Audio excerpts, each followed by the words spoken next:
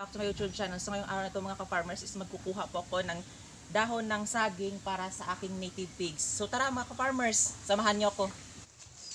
So ayan mga ka-farmers, nakikita niyo sa puno ng saging marami siyang dahon na nabubulok. So mga ka-farmers, kapag hindi natin ito kinukuha, so sayang lang mga ka-farmers dahil ito mga ka-farmers ipupunta lang din sa lupa. So mga ka-farmers, kapag kinuha natin ito at pinakain sa ating mga alagang native pigs, so mapakinabangan talaga mga ka-farmers ang dahon nito at maraming ding nutrients ang makukuha ang ating mga alagang hayop dito mga ka-farmers.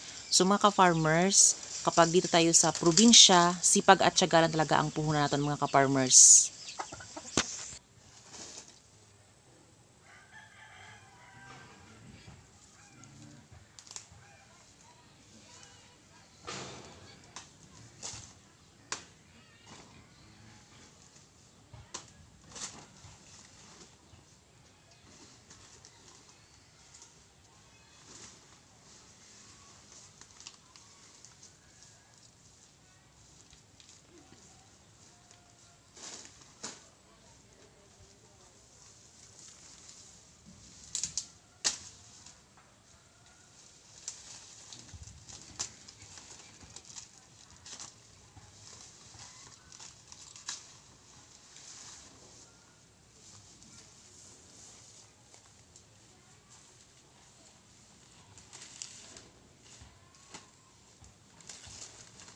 Okay mga ka-farmers, ika-cut natin ito ng ganyan para mas mabilis ang ating pagbigay sa ating native pigs. Then, natin mga ka-farmers.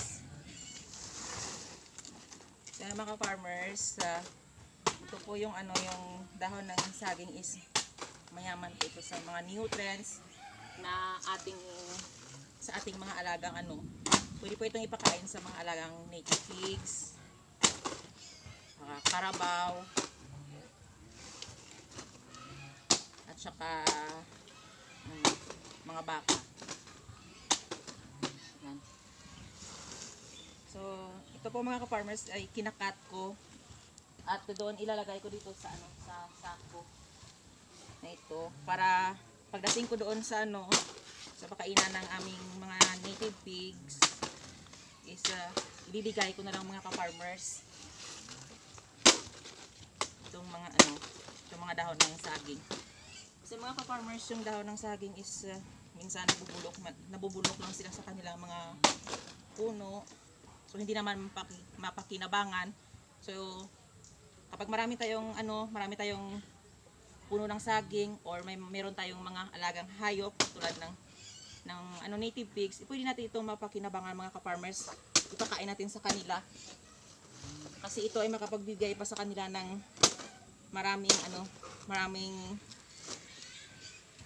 nutrients at maganda din sa kanilang kalusugan mga ka-farmers. So hindi lang matipid ito mga ka-farmers, ito ay makatutulong din sa ating mga alaga.